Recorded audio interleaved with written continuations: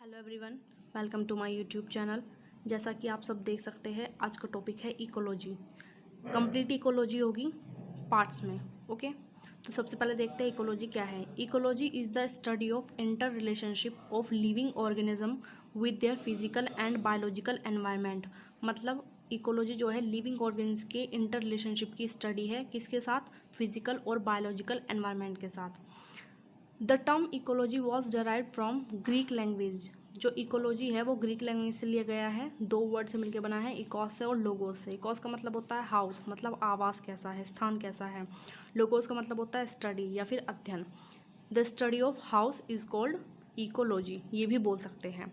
हैकल ने ecology term दिया था 1869 में।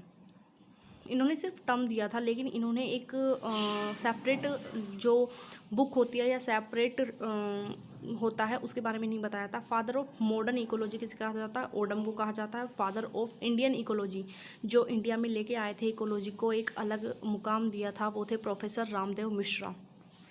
ब्रांच ऑफ इकोलॉजी, इकोलॉजी की मेनली टू टाइप की ब्रांच होती है, ऑटो इकोलॉजी और दूसरी होती है सिन इकोलॉजी। ऑटो इकोलॉजी होती है relationship of environment plus species, मतलब एक ऑर्गेनिज्म का रिलेशनशिप कैसा है एनवायरनमेंट के साथ, उसको बोलते हैं ऑटो इकोलॉजी। ऑटो को मतलब है सेल्फ के साथ, मतलब एक स्पीसीज या फिर एक ऑर्गेनिज्म के साथ एनवायरनमेंट का कैसा रिलेशनशिप है, ऑटो इकोलॉजी है। सिन इकोलॉजी का मतलब होता है पूरी की पूरी कम्युनिटी का रिलेशनशिप कैसा है एनवायरनमेंट के साथ। पार्ट्स ऑफ इकोलॉजी, इकोलॉजी को मेनली फोर पार्ट्स में डिवाइड किया गया है। इंडिविजुअल में, पॉपुलेशन में, कम्युनिटी में और बायोम में। मैंने यहाँ पे एक फ्लो चार्ट बनाया है जिससे आप इजीली समझ सकते हैं। जैसे कि आप जानते हैं सेल, सेल क्या होता है? Cell is the structural and functional unit of life. मतलब जो लाइफ की छोटी इकाई होती है, छोटी यूनिट होती है, उसको कहते हैं सेल, जो कि सारे फंक्शन परफॉर्म करता है। सेल्स आपस में मिलकर टिश्यूज़ की फॉर्मेशन करते हैं और टिश्यू आपस में मिलकर ऑर्गन्स की फॉर्मेशन करते हैं। और जब बहुत सारे ऑर्गन्स आपस में मिल जाते हैं तो एक ऑर्गेनिज्म, जिसको इंडिविजुअल ऑर्गेनिज्म कहते हैं, उसकी फॉर्मेशन होती है। जब बहुत सारे ऑर्गेनिज्म आपस में मिल जाते हैं, पॉपुलेशंस की फॉर्मेशन होती है। जब बहुत सारी पॉपुलेशंस, डिफरेंट टाइप की पॉपुलेशन आपस में मिल जाती है तो कम्युनिटीज़ बनती हैं, और कम्युनिटीज़ आपस में मिलके इकोसिस्टम बनाती है। और जब बहुत सारे छोटे छोटे इकोसिस्टम आपस में मिल जाते हैं तो बायोम की फॉर्मेशन होती है, और बायोम मिल के क्या बनाते हैं? बायोस्फीयर बनाते हैं। मैंने यहाँ पे दिखाया हुआ है कि बायोस्फीयर किस किस चीज़ से मिलके बना है? एटमॉस्फेयर से, हाइड्रोस्फीयर से और लिथोस्फीयर से। बायोस्फीयर में 3 ही लेयर्स होती है, एटमॉस्फेयर, हाइड्रोस्फीयर और लिथोस्फीयर। ये तीनों आपस में मिलके बायोस्फीयर की फॉर्मेशन करते हैं। ऑर्गेनिज्म और देयर एनवायरनमेंट इकोसिस्टम बनाता है, कि मतलब एक ऑर्गेनिज्म है, उसके आसपास के सराउंडिंग एनवायरनमेंट है, उन दोनों को मिला के बनता है ecosystem. Ecology at the organism level is essentially physiological.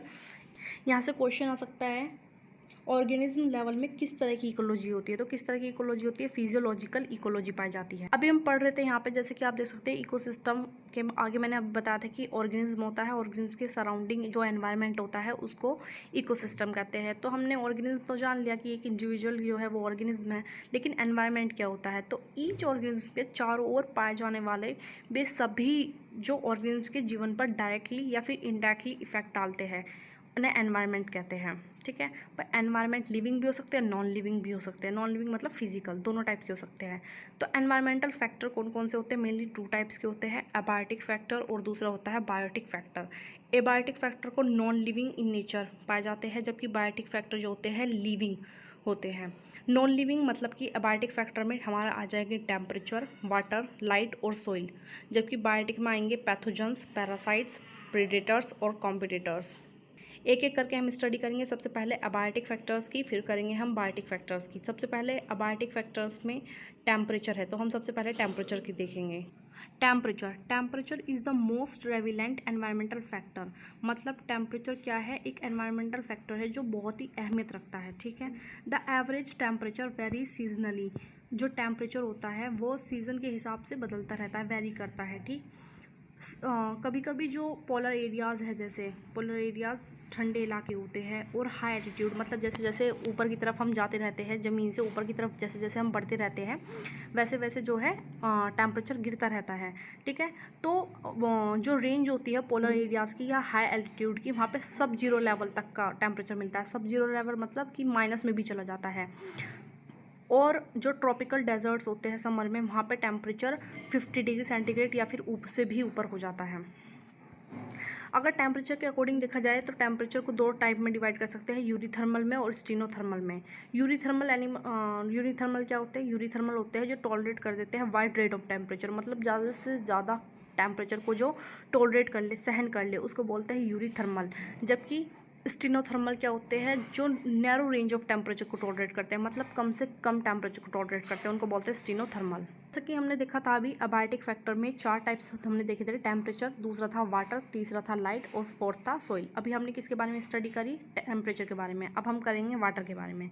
तो वाटर क्या है? Life on earth originated in water and is unsustainable without water. मतलब वाटर कितनी अहमियत रखता है, कितनी ज़रूरत है, कितनी नेसेसरी है, कितनी नीड है वाटर की, वो हम ईजिली जानते हैं। इसके बारे में ज़्यादा एक्सप्लेन करने की ज़रूरत नहीं है। अगर वाटर को देखें तो इसके इकोलॉजिकल अडेप्टेशंस है। सबसे पहले अडेप्टेशंस क्या होता है? अडेप्टेशंस जो अडेप्ट करते हैं, मतलब कहीं किसी एनवायरनमेंट में रहने के लिए हमारे अंदर कुछ ना कुछ अडेप्टेशंस रहती है, या हर किसी एनिमल्स के अंदर कुछ ना कुछ अडेप्ट रहता है, उसको ही अडेप्टेशंस कहते हैं।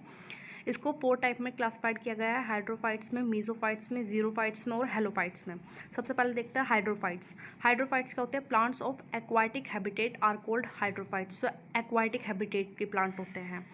इसके 3 क्लासिफाइड में इसको डिवाइड किया गया है, सबमर्ज्ड प्लांट, फ्लोटिंग प्लांट्स और एम्फीबिशियस प्लांट। इसके एग्जांपल है, बहुत इंपॉर्टेंट है, एमसीक्यू बेस्ड क्वेश्चंस में आराम से पूछे जा सकते हैं बीएससी फाइनल ईयर में। तो इसके एग्जांपल्स है हाइड्रिला, आइकॉर्निया, निम्फिया और टाइफा।